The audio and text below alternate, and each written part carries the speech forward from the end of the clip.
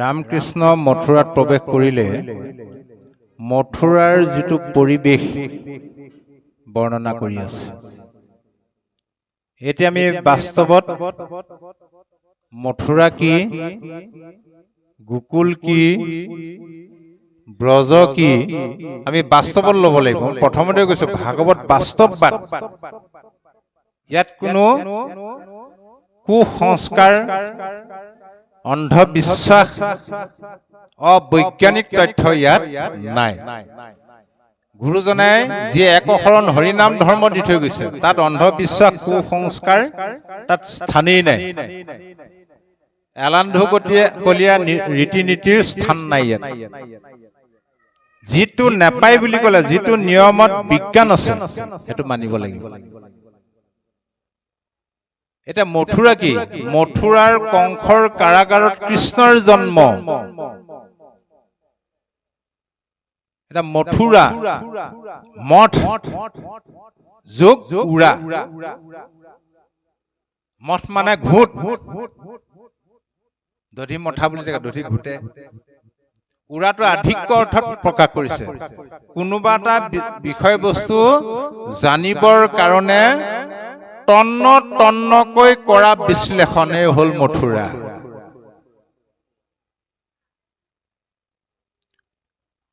যেতিয়া তন্ন তন্নকৈ বিশ্লেষণ কৰোতে কৰোতে কৰোতে কৰোতে ক'ত পামগে ঈশ্বৰক? বোলে হৃদয়তে পাবা, বেলেগত নালাগে। অ তুমি প্ৰভু আছা বাৰু হৃদয়ত, অ তত্ত নেপাই তোমাক বিচাৰে বাহিৰত। হে প্ৰভু, তুমি সকলোৰে হৃদয়তে আছা। এই তত্ত্বটো নাজানি আমি আকৌ ঈশ্বৰক বাহিৰত বিচাৰি ফুৰো। কৃষ্ণ বুলি ক'লে, ঈশ্বৰ বুলি ক'লে মনটো কলৈ যায়? আপোনাৰ ওপৰলৈ যায়। সেইটো মনৰ পৰা আঁতৰ কৰিব লাগিব। ভাগৱতে এইটো কাটন নাকচ কৰিবলৈ কৈছে। দেখাজন কৃষ্ণৰ প্ৰতি যাৰ বিশ্বাস নাই, নেদেখাজনক কেনেকে কৰিব? গতিকে আমাৰ ভাগৱতৰ কৃষ্ণ হ'ল সাকাৰ কৃষ্ণ। গুৰুজনে আমাক সাকাৰ ঈশ্বৰকহে ভজিবলৈ কৈছে। এতিয়া আমাক ঈশ্বৰ সাকাৰ নে নিৰাকাৰ বুলি ক'লে, গোটেই সমাজত সাধাৰণ ল'ৰা ছোৱালীৰ পৰা পণ্ডিতজনলৈকে এটাই উত্তৰ বোলে নিৰাকাৰ। আৰু নিৰাকাৰটোৱে আমি কি বুজো? আকাৰ নোহোৱা। নিৰাকাৰ মানে আকাৰ নোহোৱাটো বুজোৱা নাই। মই সেইটো বিষয়লৈ নাযাওঁ, বহুত দীঘলীয়া হৈ যাব। এতিয়া মথুৰা, গোকুল, গু মানে হ'ল বেদ, বেদ মানে হ'ল বিদ ধাতুৰ পৰা অহাৰ কাৰণে জ্ঞান। কুল মানে হ'ল পাৰ। এয়া আমি যিটো জ্ঞান সাধন অৱস্থা, এইটোৱে হ'ল গোকুল। কিন্তু জ্ঞান সাধন কৰিবলৈ হলে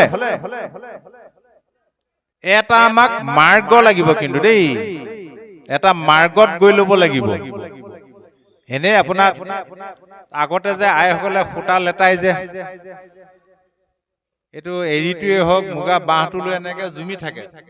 জুমি জুমি জুমি জুমি আট এটা লৈ আহে, চেৰেকীত পাক মাৰি দিয়ে, ইফালে কথা পাতি পাতি এনেকে ঘূৰাই থাকে, সূতা ওলাই থাকে ওলাই। কিন্তু জাহা তাহাকে সূতা উলিয়াব পাৰিবনে? জাহা তাহাকে শাস্ত্ৰ পঢ়ি শাস্ত্ৰ মুখস্থহে কৰিব পাৰিব, নোৱাৰে। সেইকাৰণে বেদৰ দুটা বাদ আছে, এটা হ'ল প্ৰত্যক্ষবাদ, এটা হ'ল পৰোক্ষবাদ। বেদৰ পৰোক্ষবাদ পণ্ডিতে নুবুজৈ, মূৰ্খয়ো জানয় যদি গোবিন্দ ভোজ। পণ্ডিতে বোলে বেদৰ পৰোক্ষবাদ নাজানে, প্ৰত্যক্ষবাদৰ ওপৰত থেচিছ লিখি ডক্টৰেট ল'ব পাৰিব পণ্ডিতে। পৰোক্ষবাদ কেৱল ভকতৰ সংগতহে পাব। গতিকে ব্ৰজটোৱে হ'ল মাৰ্গ। ব্ৰিজ ধাতুৰ পৰা আহিছে, ব্ৰিজ মানে মাৰ্গ বা পন্থ। যি কি নহওক,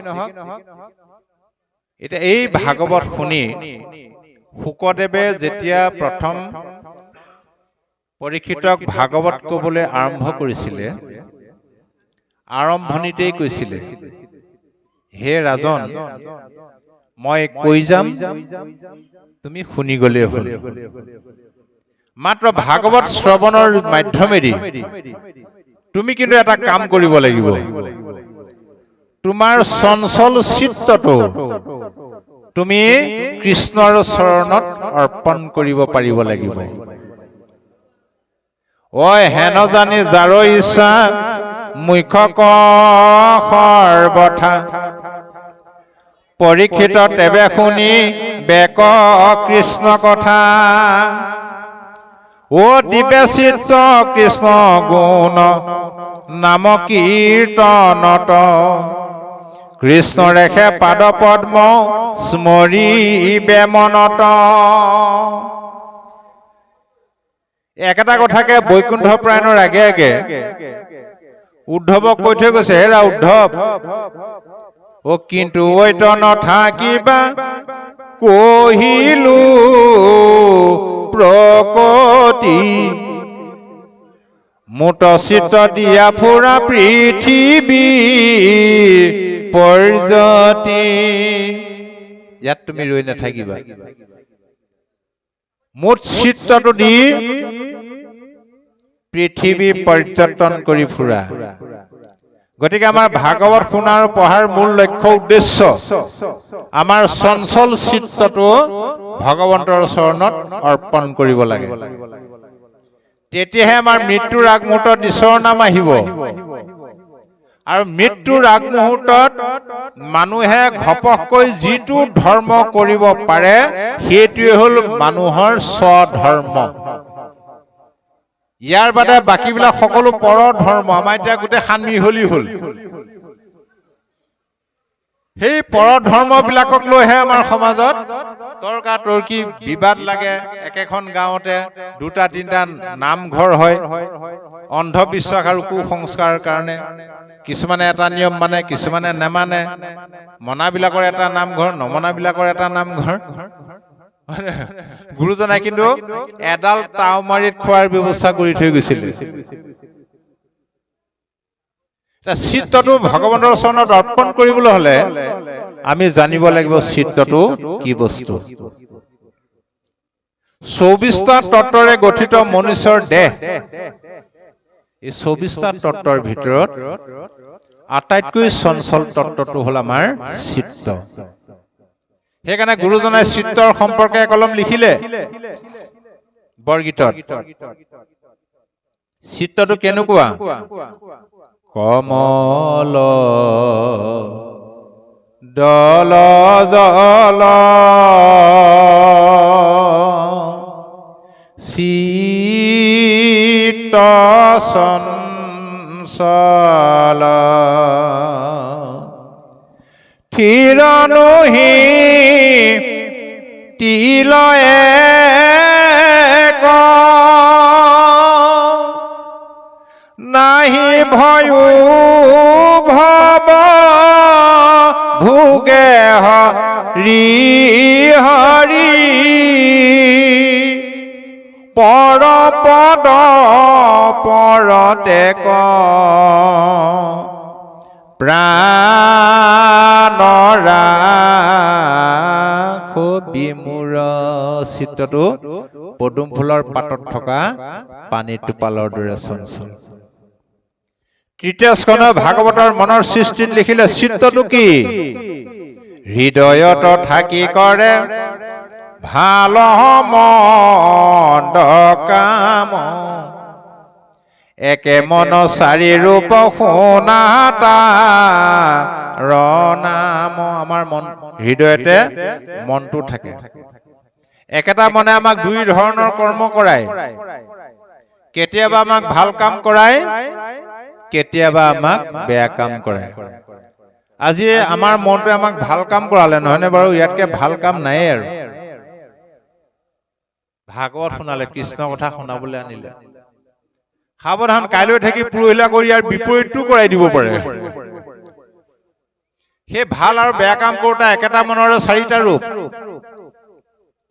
মন বুদ্ধি অহংকাৰ আৰু জানাচিত এহি চাৰিবিধ ৰাজা ভৈলন্ত বিদিত মন বুদ্ধি অহংকাৰ আৰু চিত্ত মনটোৱে কি কৰে নিজৰ জীৱনটোক লৈ সংকল্প বিকল্প কৰি থাকে নানা কৰ্ম কৰিবা কৰে আলোচন একো কৰ্ম স্থিৰ নোহে তাকে বুলি মন আমুকটো কৰিব লাগিছিলে তামুকটো কৰিব লাগিছিলে আমুকটো হেঁতেন ছিলে কিন্তু যদি মন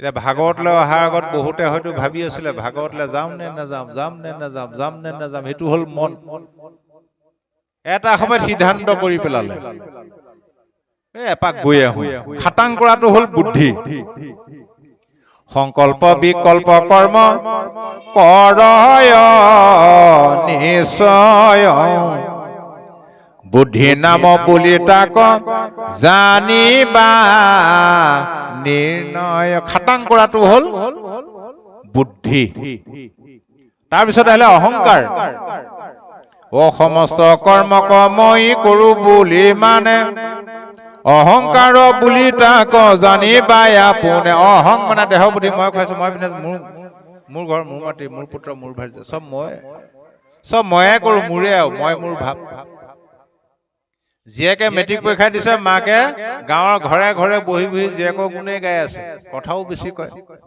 চাহ তামোলৰ জুতি লৈ লৈ মোৰ ছোৱালীয়ে মেট্ৰিক দিছে পঢ়াটো চোকা স্বভাৱ চৰিত্ৰও ভাল কথা নাই বা ফাৰ্ষ্ট ডিভিজন পাবই আৰু যিদিনাই ৰিজাল্টৰ তাৰিখ ঘোষণা হৈ গ'ল সেইদিনাৰ পৰা ইমান কথা পতা মানুহগৰাকী মাত বোল নাই কমি গৈছে গোটেই গাঁৱৰ মানুহক ক'লো ফাৰ্ষ্ট ডিভিজন পাব বুলি কিবা হ'ব কাইলৈ থাকি পৰহিলে ৰিজাল্ট দিব আজিৰ পৰা মাকৰ মুখত মাতি নাই 3 বাৰমান মাতিলে কি হ'ল বুলি কয় কিবা হ'ব যে ৰিজাল্ট আহি ঘৰ পালেহি বোলে ফাৰ্ষ্ট ডিভিজন নহয় ডিষ্টিংশ্যন পালেহি মাকৰ ওচৰত চাপিবই নোৱাৰে যে আকৌ আহি গ'ল ওচৰ আইসকল বাপসকল খবৰ কৰিবলৈ যায় কি ফুটনি মৰা কথা গম পাইছেনে এই জহত মোৰ কিমান কষ্ট আজি এবছৰ নগাঁও টাউনৰ পৰা অনা নিয়া কৰিব লাগে টিউচনৰ কাৰণে ৰাতি 1:30 2টালৈকে বহি থাকিব লাগে ইফালে চাব সিফালে চাব মনে মনে ক'ব বাপেকৰ খবৰেই নাই ল'ৰা ছোৱালী পঢ়া শুনা তাৰমানে ভালকে পাছ কৰিলে কাৰ জহত বোলে মোৰ জহত ফেইল কৰা হ'লে কি বুলি ক'লেহেঁতেন বোলে ঈশ্বৰে কৰালে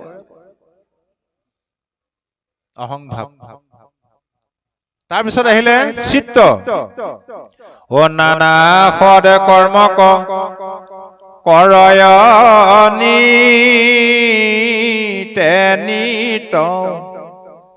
নিশ্চয় জানিবা ৰাজা তাৰ নাম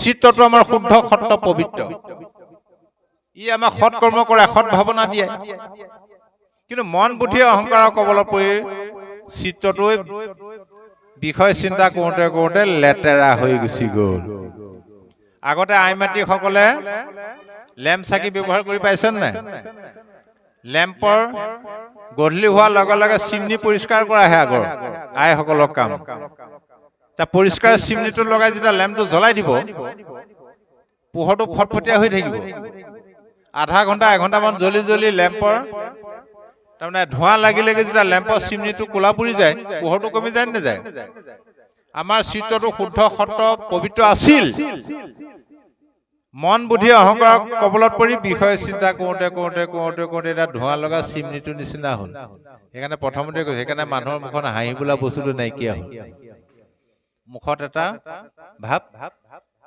অন্তৰত এটা ভাৱ আহি গ'ল কিন্তু আজি কিন্তু আপোনালোকে যিকণ হাঁহি মাৰিছে আজি কিন্তু অন্তৰৰ পৰা হাঁহিছে হয়নে বাৰু আজি আপোনালোকে যিকণ শক্তি পাব বা পালে এবছৰ একেৰাহে ভিটামিনৰ কোৰ্চ কৰিলেও নাপায় কিন্তু এইটো শক্তি মনত ৰাখিব এইদৰে চিত্তটো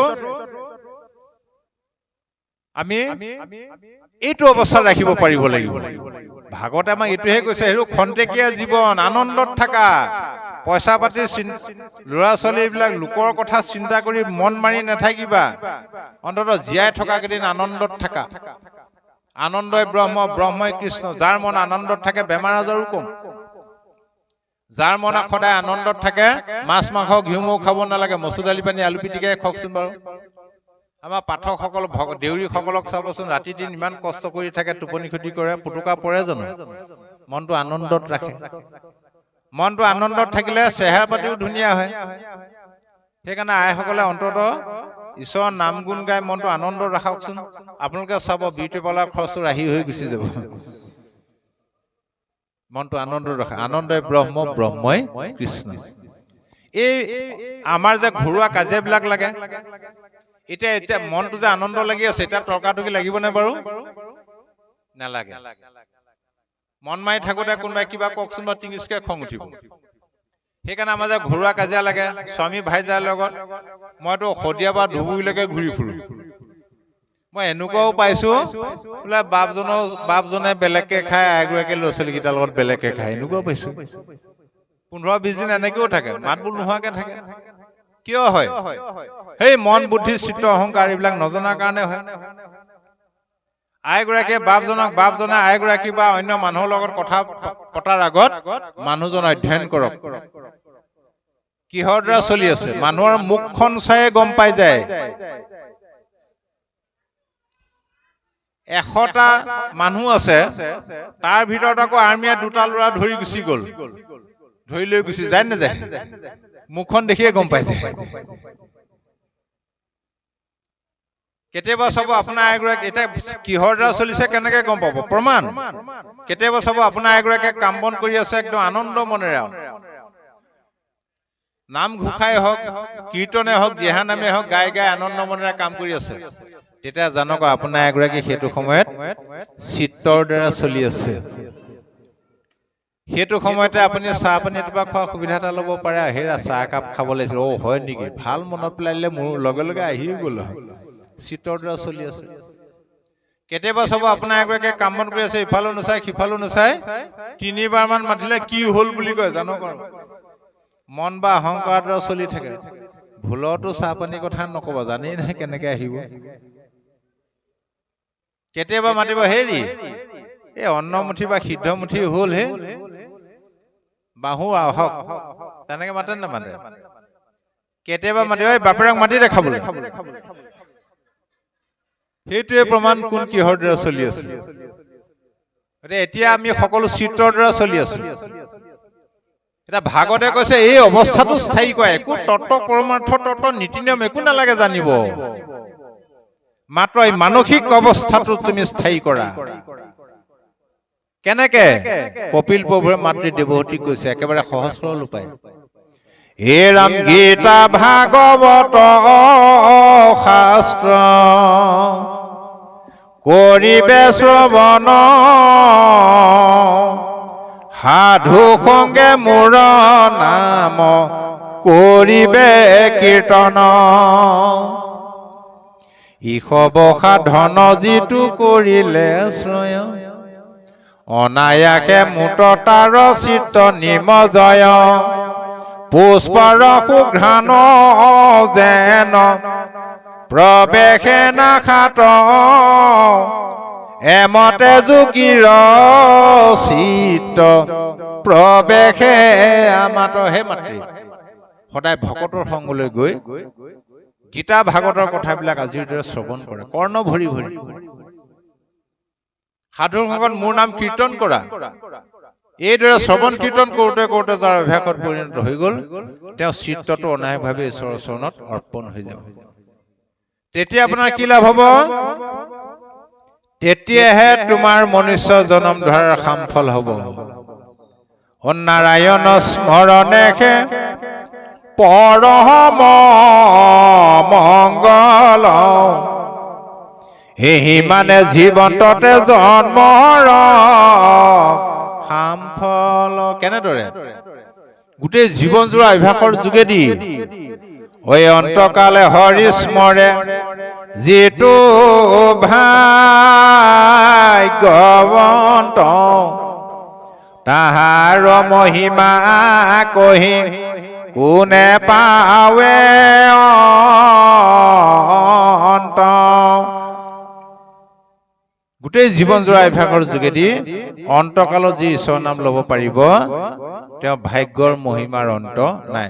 গতিকে আমি সেইটো অৱস্থা পাবৰ কাৰণে যত্ন।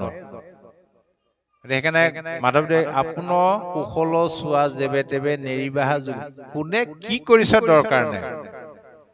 আপুনি ভাগৱতৰ মতে কীৰ্তন অইন শাস্ত্ৰ পঢ়িবই নালাগে, অকল নাম ঘোষা পঢ়িলেই হ'ল। আপোনাৰ যদি ভাগৱত পঢ়িবলৈ সময় নাই, নিতৌ 2 ঘণ্টাকে পঢ়িলেও 365 দিনত 1 লুটি দিব পাৰিব। 1 লুটি ভাগৱত 3 লুটি দিও তাৰপৰা আপুনি এটা বাক্যও মনত ৰাখিব নোৱাৰে। কিমান বাৰ পঢ়িব লাগিব আপুনি ভাবক। সময় নাই কীৰ্তন পঢ়ক, সময় নাই পকেট ঘোষা পঢ়ক। পৃথিৱীৰ ধৰ্মশাস্ত্ৰ আছে যত যত, সমস্তৰে সাৰ আছে ঘোষাৰ মধ্যত। যে কি নহওক, আমি সুদৌ শেহত বেছি সময় নকৰো। এতিয়া ওলাই মেলি আমি খাই বৈ যোৱালে যথেষ্ট সময় লাগিব। সুদৌ শেহত আপুনি শাস্ত্ৰ যিমানেই পঢ়ক, শাস্ত্ৰত আপুনি মাত্ৰ 2টা তত্ত্ব পাব। এটা হ'ল তত্ত্ব, এটা হ'ল তত্ত্বৰ ওপৰত পৰমাৰ্থ তত্ত্ব। তত্ত্ব কি? মহাপুৰুষ শ্ৰী শ্ৰী মাধৱদেৱে, মই নাম ঘোষাৰ কথা কৈছো দেই, গুৰুজনক লগ পোৱাৰ আগত তেওঁ সকলো আগম শাস্ত্ৰ অধ্যয়ন কৰি পেলালে। আগম পণ্ডিত, এজন শাক্ত মহাপণ্ডিত আছিলে। গুৰুজনাৰ লগ পোৱাৰ পিছত তেওঁ নিগম শাস্ত্ৰ অধ্যয়ন কৰিলে। আগম নিগম, বেদ ৰামায়ণ, পুৰাণ ভাৰত, গীতা ভাগৱত আদি সকলো শাস্ত্ৰ অধ্যয়ন কৰি আমাক এটা তত্ত্ব ঘোষণা কৰি থৈ গ'ল। বেদে ৰামায়ণে পুৰাণে ভাৰতে আদি মধ্যয়বসানে, হৰি কেশে মাত্ৰ কহয় নিশ্চয়, জানা তই সিমানে। সকলো শাস্ত্ৰই এক ঈশ্বৰকহে কৈছে। এইটো হ'ল তত্ত্ব। তাৰমানে যিটো একেশ্বৰবাদ, একেশ্বৰবাদটোৱে হ'ল সকলো শাস্ত্ৰৰ তত্ত্ব। আজি খ্ৰীষ্টানসকলৰ বাইবেলৰ মতে একেশ্বৰবাদ, এক গডক মাতে। আজি ইছলাম ধৰ্মীসকলৰ কোৰাণৰ মতে একেশ্বৰবাদ, আল্লাহক মাতে। হিন্দু ধৰ্মৰ বেদৰ মতে একেশ্বৰবাদ, এক ঈশ্বৰ। কিন্তু আমাৰ সেই ঋষি মুনি বিলাকে বেদ পঢ়ি বেদৰ তত্ত্ব মৰ্ম বুজি নাপায় সমাজত। উদাহৰণস্বৰূপে 1ম স্কন্ধ ভাগৱত ব্যাস নাৰদ সংবাদত পাব, ব্যাসদেৱে বেদৰ শাখাভেদ কৰি ভাগৱত পুৰাণক বাদ দি বাকী পুৰাণসমূহ ৰচনা কৰি পৃথিৱীত জাতি ধৰ্ম যেতিয়া প্ৰচাৰ কৰিছিলে, বলি বিধানৰ পৰা ধৰি চব তেওঁৱে প্ৰচাৰ কৰি পেলালে। সেইমতে চলি আহিছে এতিয়া। কিন্তু ব্যাসদেৱে পিছত কৈছিলেগে, দুৰ্ঘোৰ সংসাৰৰ বিষহাৰী নমো নাৰায়ণ বুলিও ক মুখ ভৰি, কোনেও নেমানিলে। কাৰণ ইয়াত টুপ আছে। এইটো হ'ল তত্ত্ব। তত্ত্বৰ ওপৰত পৰমাৰ্থ তত্ত্ব। যি প্ৰক্ৰিয়াৰে বা যিটো উপায়েৰে এক ঈশ্বৰক আমি সন্তুষ্ট কৰিব পাৰো, এইটোৱে হ'ল তত্ত্বৰ ওপৰত পৰমাৰ্থ তত্ত্ব। বোলে কি? শুনা পৰমাৰ্থ তত্ত্ব, শ্ৰীমন্ত শংকৰ মত, ধৰিও ক সজন সকল, হৰিৰ কীৰ্তন কৰি সুখে সংসাৰ কটৰি, পাইবা ভক্তি পৰম নিৰ্মল। একশৰণ হৰিনাম ধৰ্মটোৱে হ'ল সকলো শাস্ত্ৰৰ পৰমাৰ্থ তত্ত্ব। যে মহাপুৰুষ শ্ৰীমন্ত শংকৰদেৱ গুৰুজনাই যি আমাক একশৰণ হৰিনাম ধৰ্ম দি থৈ গৈছে, মাধৱদেৱে সকলো উপদেশ দিছে, সকলোৱে গ্ৰহণ কৰা। তাত কেৱল নামহে আছে। সেই নাম লৈ দুখময় সংসাৰ সাগৰ সুখে শান্তিৰে তৰিব পাৰিবা। আৰু এটা পৰমাৰ্থ তত্ত্ব দিলে নামঘোষাত, গীতাৰ। গীতা কৈ গৈ আছে, শেহত অৰ্জুনক ক'লেগে, হেৰা সখী, চাব দে আমাৰ যে গীতা পঢ়ি খেলি মেলি লাগে। ক'ত খেলি মেলি লাগে? অৰ্জুনৰ প্ৰশ্ন, কৃষ্ণৰ উত্তৰ, প্ৰশ্নোত্তৰ শিতানত খেলি মেলি লগাই দিয়ে পণ্ডিতে। হে সখী, ইমান সময়ে তুমি মোক যিমান প্ৰশ্ন সুধিলা, সকলো প্ৰশ্নৰ উত্তৰ মই দিলো, মনত ৰাখিবা। কিন্তু এটা কথা, ইমান সময়ে তোমাক কোৱা কথাবিলাক তোমাৰ প্ৰশ্নৰ উত্তৰহে আছিল। তোমাৰ প্ৰশ্নৰ উত্তৰ দিবলৈ গৈ মই জ্ঞান মাৰ্গৰ কথা কলো, ভক্তি মাৰ্গৰ, কৰ্ম মাৰ্গৰ কথা কলো, শেহত মই ভক্তি মাৰ্গৰ কথা কলো। এতিয়া ইমান সময়ে তোমাক কোৱা কথাবিলাকৰ ভিতৰত মোৰ এটাও সিদ্ধান্ত নাই, কিন্তু মনত ৰাখিবা। এতিয়া তোমাক মই চূড়ান্ত সিদ্ধান্তৰ বিষয়ে কওঁ, শুনা। হে সব্যসাচী, তোমাক মই এতিয়া পৰমাৰ্থ তত্ত্বৰ কথা কম, তুমি বাছি লোৱা। পৰমাৰ্থ বাছা আৰু সকলো শাস্ত্ৰৰ সাৰ কথাটো তুমি শুনি লোৱা। অ কৃষ্ণ নিগদতি সব্যসাচী, পৰমাৰ্থ তত্ত্ব লৈও বাচি, সুদৃঢ় বিশ্বাসে শৰণ লৈও আমাত। মোতে মাত্ৰ সদা দিয়া চিত্ত, গায়ো মোৰ গুণ নাম গীত। সকলে শাস্ত্ৰ কহিলো সাৰ সাক্ষাৎ। এই ঘোষাজনাত দুটা দিছে, এটা হ'ল পৰমাৰ্থ তত্ত্ব দিলে, এটা হ'ল সকলো শাস্ত্ৰৰ সাৰটো দিলে। পৰমাৰ্থ তত্ত্ব এক শৰণ, সুদৃঢ় বিশ্বাসে তুমি মোৰ চৰণত শৰণ লোৱা। সকলো শাস্ত্ৰৰ সাৰ তোমাৰ চিত্ৰটো মোক দিয়া, তুমি কেৱল মোৰ গুণ গোৱা, হৈ যাব। সেইটোকে যদি আমি বিশ্বাসেৰে লৈ ল'ব পাৰো, ঈশ্বৰৰ নামৰ বাদে আৰু সংসাৰত একো নাই।